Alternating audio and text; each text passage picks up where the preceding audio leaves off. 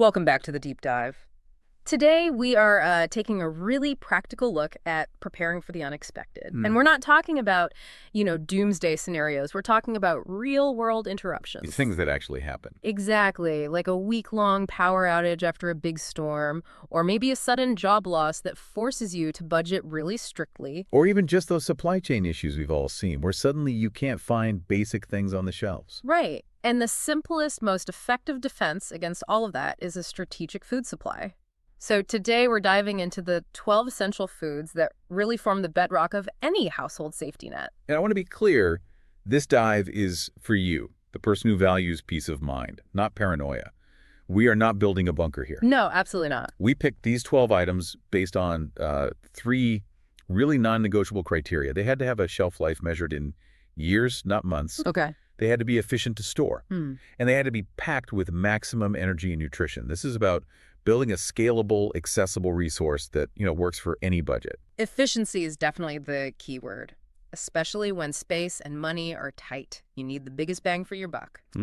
Okay, let's unpack this. Starting with what is, I think, arguably the ultimate calorie for dollar investment. We have to start with white rice. I mean, forget the cost for a second, which is almost nothing. Just focus on density and longevity. Right. White rice is stripped of the bran, which means it has very, very low fat content compared to brown rice. And that removal of the oils, that's the secret to its incredible shelf life. That's the key difference, isn't it? Because brown rice is great, it's nutritious, but it will go bad. It'll go rancid. It will. But white rice, Yeah. it just seems to defy time. So how long are we talking? When it's properly sealed, and I mean like removing the oxygen with absorbers in Mylar bags and stored in a cool, dark place, What? white rice can easily last 20 to 30 years. 20 to 30 years. That's a foundational item you put away now, knowing it's there for your kids. Your grandkids even. Plus, get this, a single cup of dry rice expands about 5 times when you cook it. So you get this enormous caloric yield from a tiny storage footprint. That's the deep dive nugget right there. It's the removal of the fat that makes it basically immortal. But you can't survive on rice alone. No, not happily anyway. You need protein, fiber, balance. Which brings us to food number 2, beans. Dry beans. They are the perfect partner for rice. So kidney, pinto, black beans, they store for almost as long as white rice. Okay. And they're just incredibly dense in protein, complex carbs, and that essential fiber. And fiber is so critical because if your diet changes suddenly, digestive issues can be a real problem.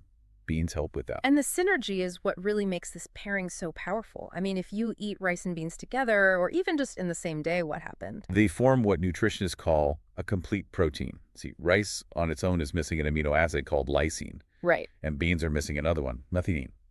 But by eating them together? They complete each other. They complete each other. You supply your body with all 9 essential amino acids it needs to maintain muscle, to repair tissue, all without needing any meat or dairy. It's a survival powerhouse, built from 2 of the cheapest items in the grocery store. That is just foundational knowledge. Okay, shifting gears a bit from dry goods, let's talk about something that gives you instant, dense energy. Peanut butter. It's in almost every pantry, but what makes it an essential survival food? It's the sheer concentration of energy. Peanut butter is high in protein, sure, but it's crucially high in fats. We're talking about 8 grams of fat in just a 2-tablespoon serving. That's instant compact fuel. And in a crisis, if you're, shoveling snow or just shivering from cold, you need calories that don't require any prep. Exactly. That zero prep aspect is vital, especially if you have kids or you're just focused on other things. So what's the trick for long-term storage then, given that fat content we just praised? You have to minimize the extra ingredients, avoid the brands that are loaded with sugar and hydrogenated oils. The ones that don't separate. Right. You want the natural kind, made with just peanuts and salt. It separates, and yeah, it looks a little unappealing, but it drastically reduces the chance of the oils going rancid before the expiration date. Smart. Okay, now for another grain that offers a really comforting texture and sustained energy, rolled oats. And we're very specific here. Rolled oats. The traditional old-fashioned kind. Not the instant sugary packets. Why the distinction? The rolled oats retain more of their structure and nutritional value. They store extremely well, and even if fuel is low, you can just soak them overnight. You get a no-cook breakfast. And it's that slow release energy that's key, right? Absolutely. They have a lower glycemic index, so they prevent that sugar crash. They keep you full and stable, which is just, it's so important when you're under stress or maybe rationing food. That transition from dry goods to sustained energy sets us up perfectly for our next section, where we need to lock in essential fats, vitamins, and, just as important, palatability. Number 5 on our list, canned fish. This is a really specialized protein source. Tuna, salmon, sardines. They give you high-quality protein when the power's out, and you can't store fresh meat. Sure. But what makes them truly essential is the omega-3 fatty acids. We hear about omega-3s for general health all the time, but why are they so critical in a stressful situation? Well, in a high-stress crisis situation, things like mental clarity and mood regulation can be the first things to go. Omega-3s support brain function. They've been shown to help mitigate some of the effects of stress and anxiety. It's food for your brain when it's under pressure. So it's not just protein, it's a cognitive aid. That's fascinating. And when you're stocking up, should you prioritize oil-packed or water-packed fish? If your priority is caloric density for survival, always choose oil-packed. Always. Why is that? The oil itself adds several hundred calories instantly. That is exactly what you want when you're trying to maximize energy from every single meal. Plus, zero refrigeration, ready to eat. Next up is a classic pantry staple that I feel often gets overlooked in these lists, pasta. Yes. Pasta is cheap, it's incredibly versatile, and it has a very long shelf life. 2 to 3 years easily if you keep it dry. It's a great carbohydrate source, but its real value, I think, is psychological. Psychological? How so? Imagine eating rice and beans day after day. The monotony alone gets depressing. Right. Food fatigue is a real thing. It is. The ability to just boil some water and create a familiar, different-tasting meal, even if you only have a little oil and salt to put on it, that provides immense comfort. That mental boost is a kind of survival nutrient in itself. That's a great point. But we do need more than carbs and comfort. As weeks go on, fresh produce is gone. We need vitamins, which is why we have to include canned vegetables and fruits. These are non-negotiables for long-term health. The canning process does reduce some nutrients, but it locks in vitamins A and C, and more importantly, fiber. If you're only eating dried goods, you will develop nutritional imbalances. So things like canned green beans, corn, peaches. Absolutely. Peaches, pears, they're essential for maintaining that basic nutritional floor. And a practical tip here I've heard is don't throw out the liquid from the canned vegetables. Never. That liquid is full of vitamins that have leached out, especially potassium. You should use that liquid to cook your rice or your beans. You're basically creating a free, fortified broth. Love that. The final item in this section is a really highly caloric and functional necessity, cooking oil. Why is just simple vegetable or olive oil so critical? It's not just for frying, is it? No, not at all. It serves two huge functions. First, caloric density. A tiny bit of oil drastically increases the energy in any meal. But second, and this is key, is nutrient absorption. What do you mean? Many crucial vitamins, A, D, E, and K, are fat-soluble.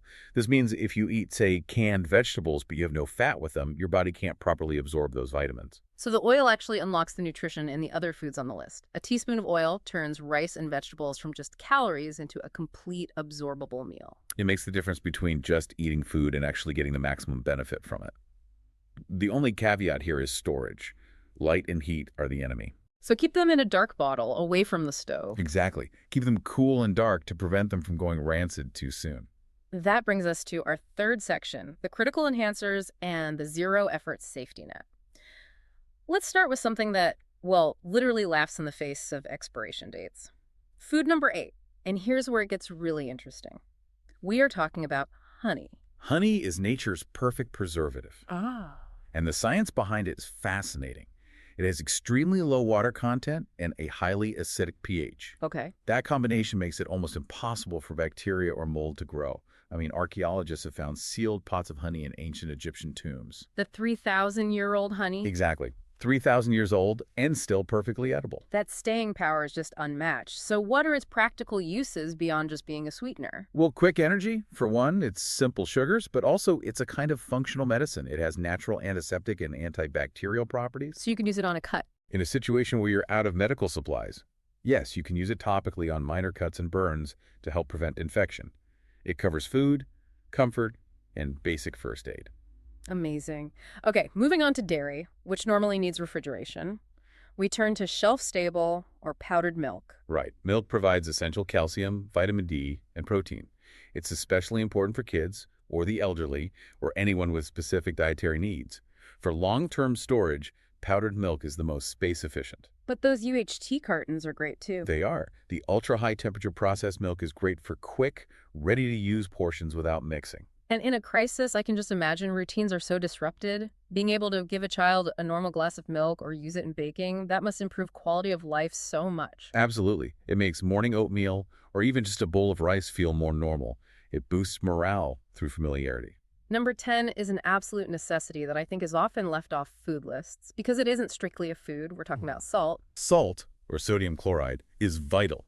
I mean, biologically, it's essential for maintaining hydration, for nerve impulses, for muscle function.